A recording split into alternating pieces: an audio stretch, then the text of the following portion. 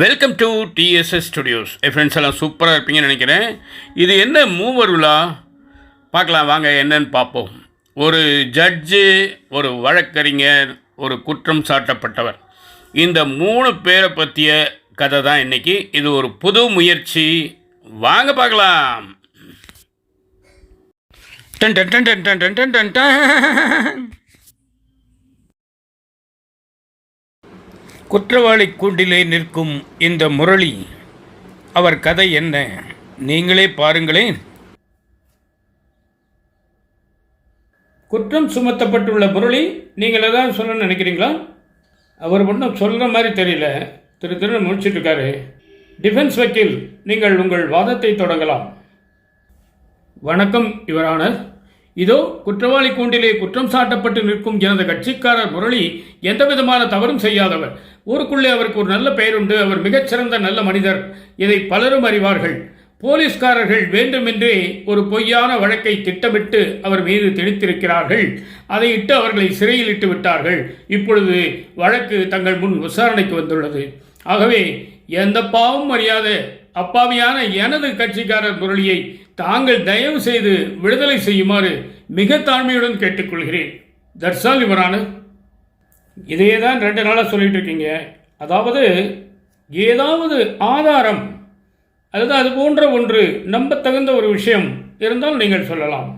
குற்றவாளி இல்லை என்று பொதுவாக குற்றவாளிகள் தான் அவ்வாறு சொல்வார்கள். இந்த வழக்கிலே அவர் பேசாமல் இருக்கிறார், அதற்கு பதிலாக நீங்கள் சொல்கிறீர்கள். அதெல்லாம் வாதம். ஏதாவது ஒரு ஆதாரபூர்வமான நம்பத்தகுந்த ஒரு விஷயம் இருந்தால் நீங்கள் தாராளமாக சொல்லலாம். இவரான இறந்து விட்டார் என்று அனைவரும் நம்புகிறோமே தவிர அவர் இறந்ததற்கான எந்த அடையாளமும் இல்லை. அவரது உடல் இதுவரை கிடைக்கவில்லை, போஸ்ட்மார்ட்டமும் நடைபெறவில்லை. எப்படியோ போலீஸ் போட்ட ஒரு பொய்யான கேஸுக்காக, வழக்குக்காக எனது அப்பாவி கட்சிக்காரர் முரளி தண்டிக்கப்படுவதில் என்ன நியாயம் இருக்கிறது? நீங்களே சொல்லுங்கள்.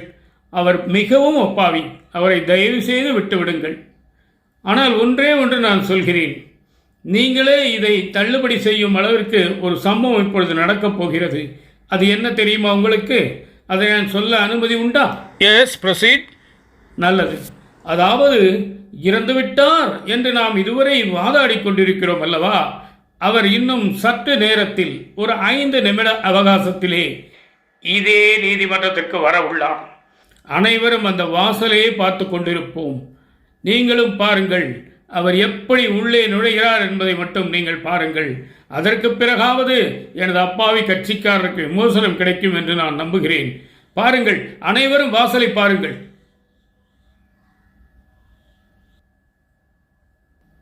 பார்த்தீர்களா யுவரானர்? அவர் வரவில்லை. ஆனால் அவர் ஒருவேளை இறந்திருக்க மாட்டாரோ என்ற சந்தேகம் உங்களுக்கு வந்திருக்கிறது அல்லவா? நமது சட்டத்தின்படி பெனிஃபிட் ஆஃப் டவுட் என்று சொல்வார்களே, அந்த சந்தேகத்தின் பலனை அந்த குற்றவாளிக்கு சாதகமாக்கி தயவு செய்து விடுதலை செய்யுங்கள். இந்த வழக்கின் தீர்ப்பு மதிய உணவு இடைவேளைக்கு பிறகு 3 மணிக்கு அறிவிக்கப்படும். முரளி, நீ ஒன்றும் கவலைப்படாத. என்னுடைய இத்தனை வருஷ சர்வீஸில் அச்சாம் பற்றி ஒரு பாயிண்ட்டை, பெனிஃபிட் ஆஃப் டவுட். இப்போ அவருக்கே அந்த சந்தேகம் இருக்குது ஜட்ஜுக்கு, அவர் வருவாரா மாட்டாரா அப்படின்னு. அந்த மாதிரி எதையாவது ஒன்று உரட்டி பரட்டி தான் ஜெயிக்க வேண்டியதாக இருக்குது. என்னமோ நடந்து போச்சு, நம்ம நிச்சயமாக ஜெயிக்கிறோம். Don't worry. மத்தியானம் பாரு எப்படி அருமையாக தீர்ப்பு சொல்கிறான்னு பாரு. சும்மாவா? எப்போ ஏற்பட்ட வக்கீல் தெரியுமா நான்?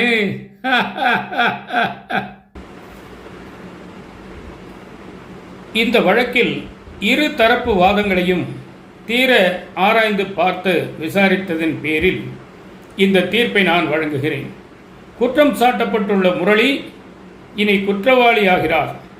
அவருக்கு ஆயுள் தண்டனை விதிக்கிறேன்.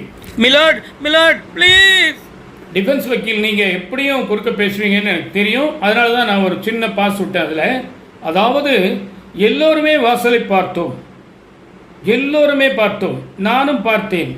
ஆனால் நான் எவ்வளவு நேரம் பார்த்தேன் என்று உங்களுக்கு தெரியுமா? ஏனென்றால் எல்லோரும் வாசலையே பார்த்து கொண்டிருந்தீர்கள்.